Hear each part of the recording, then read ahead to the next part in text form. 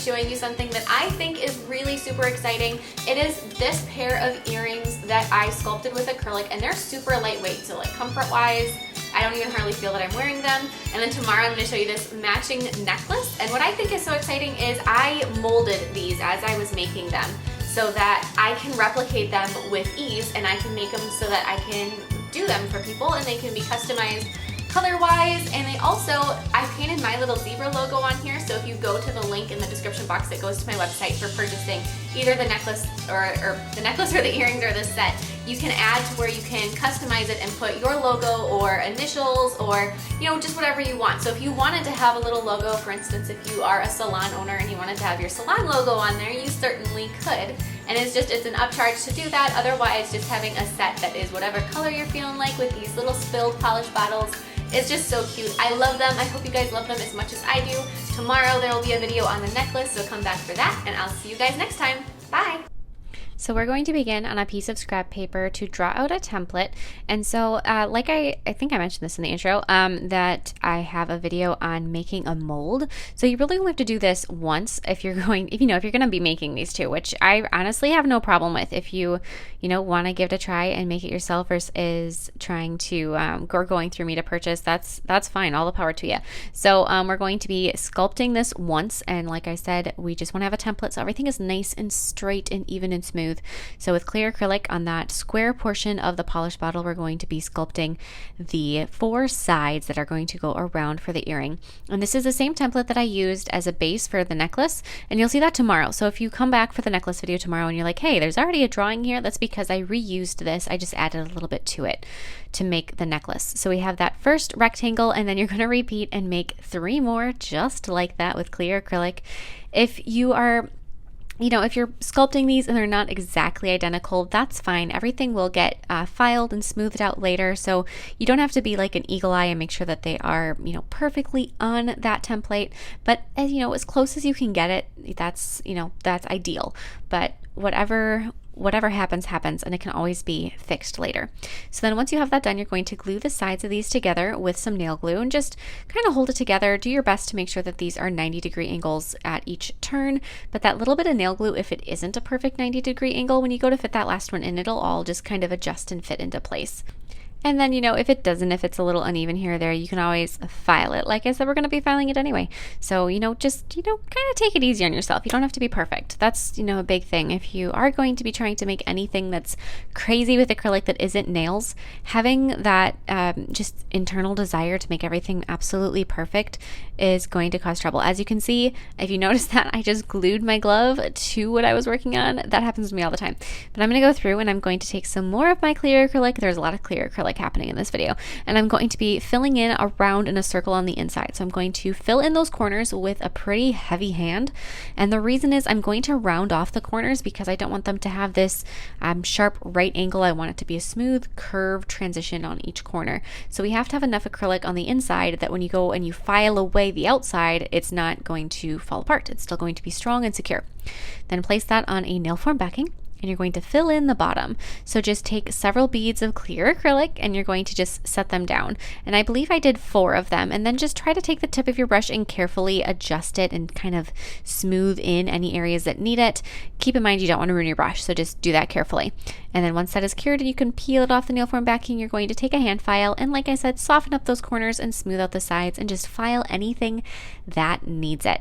And when you're filing it, you may find that one side, for whatever reason, is taller than the others. You can file that shorter now and just fix anything that comes up.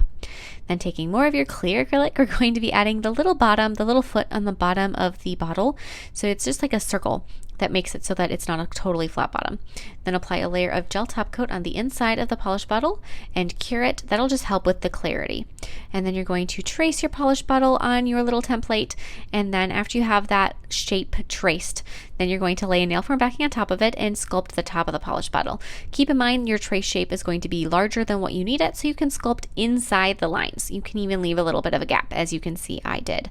So you don't have to want to leave a huge gap, but a decent sized one is going to be fine.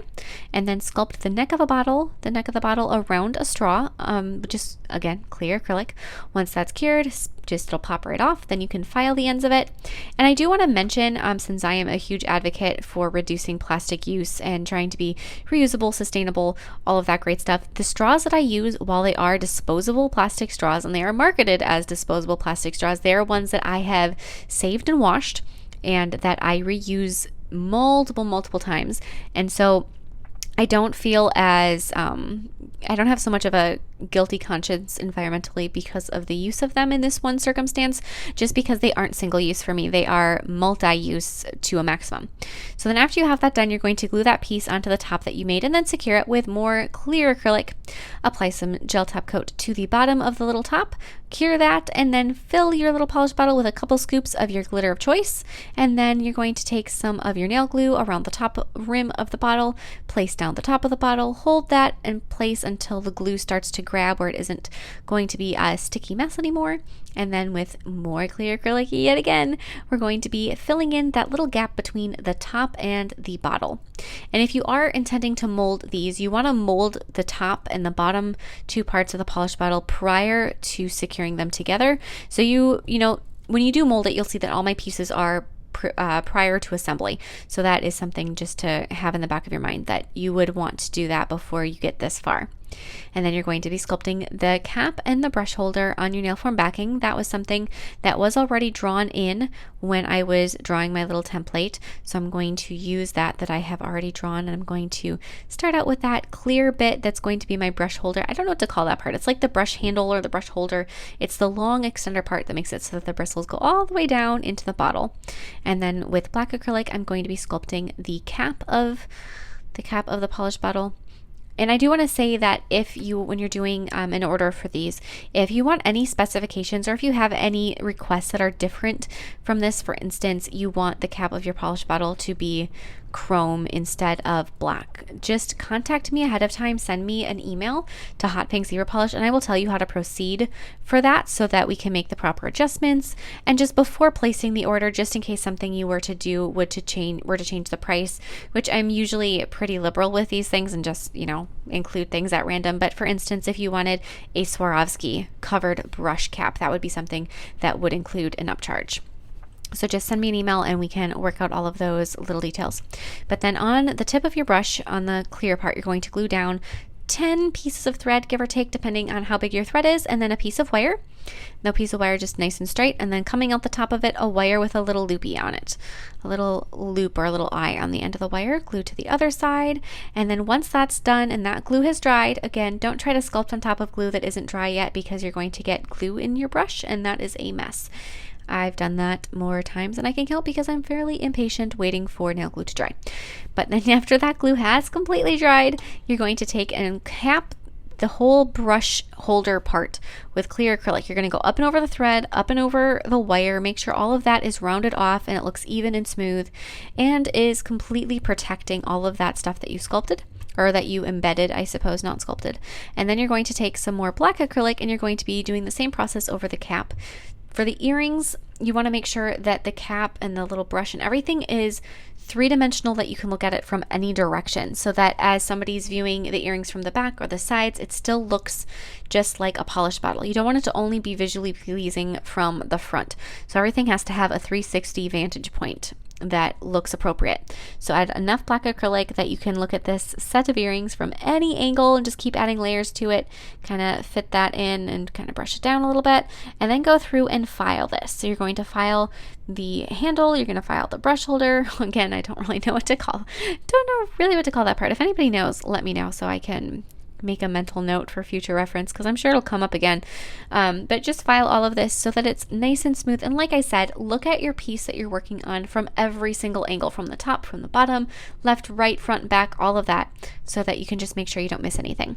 Then after that's done, you can trim off the extra thread so that your brush is an even, smooth length. I recommend using a sharp scissors instead of the dull one that I used. And then take your e-file, make a little hole, not all the way through into the cavity of the bottle, but just through the neck of the bottle to create a nice little hole for your wire to sit. Cut off any extra wire, string a bead onto the wire, and then you're going to hold that wire into the bottle till the glue grabs again. Once again, making sure to wait until that glue is fully done, and then add a little bit of clear acrylic into the hole to make sure that it is going to stay. The wire is going to stay there. You don't want it to fall out.